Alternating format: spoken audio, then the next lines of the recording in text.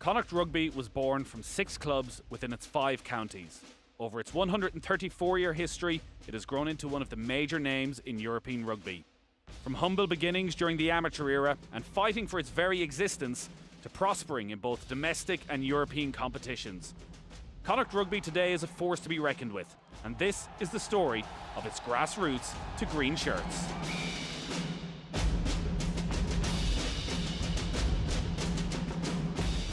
In 2002-2003 then a lot of uncertainty came about.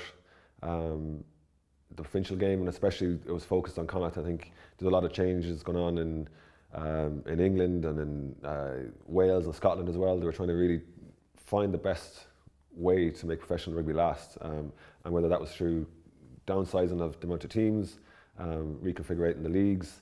There's a lot of uncertainty, and especially here at Connacht, it probably wasn't until there was a players' meeting called where Eric Elwood and Dan McFarden spoke very passionately about Connacht's right to be a professional team, Connacht's right to be considered one of 4 equal teams across Ireland, and what the plans were at that stage to disband in Connacht and only go with 3 professional teams in Ireland. One of the things we tried to do was very quickly get rid of that idea that we were victims, you know. Like, I hate the term disadvantage. Yeah, we have challenges that others may not have. Others will have challenges that we don't have. So there are plenty of strengths that we have, and what we wanted to do was take a lot of that historic stuff and just shed it, get rid of it, and still don't forget where we came from. Connacht Rugby built and grew. In 2016, they won the Guinness Pro 12 in emphatic fashion.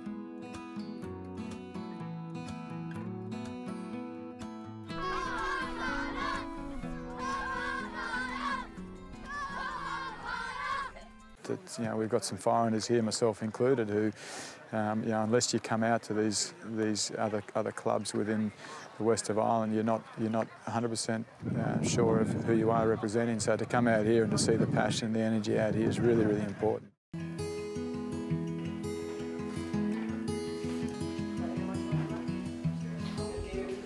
So, you know, for the patients, it's about somebody different coming in.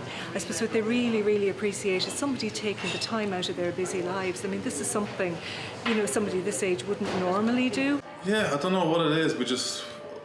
We love anything to do with the hospice. It just, yeah, I guess it makes you feel so much better knowing you make a difference to people's lives in a way. Like, we didn't realise the impact we had chatting to people. Chatting to people who were in here until was it Joanne told us one day. She said, "Geez, that really made this person today, or this lady felt so happy after having chatted with us." And we were like, we didn't realise we actually made an impact by chatting to them, just having.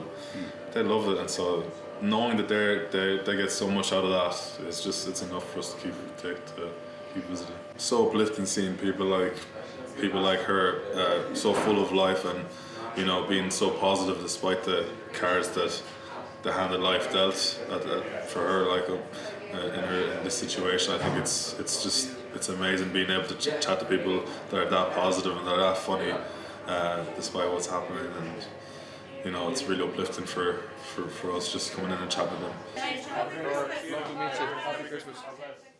And it's a real privilege for me to visit Connacht Rugby here today to get a presentation on them about the exciting plans they have to build a new stadium here, new conference facilities, and new sporting facilities, which will be of benefit to the city of Galway, but also to the entire province of Connacht. So we have €100 million set aside in a fund for large-scale sporting infrastructure. We'll be making those allocations later this year.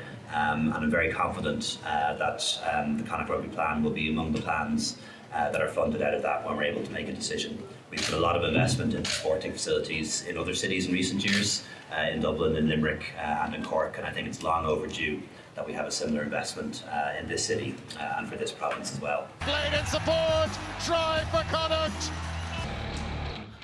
Picked by Paul Boyle, and he's made the break. He's past the first defender. Blade, nimble footwork, and Caelan Blade is in.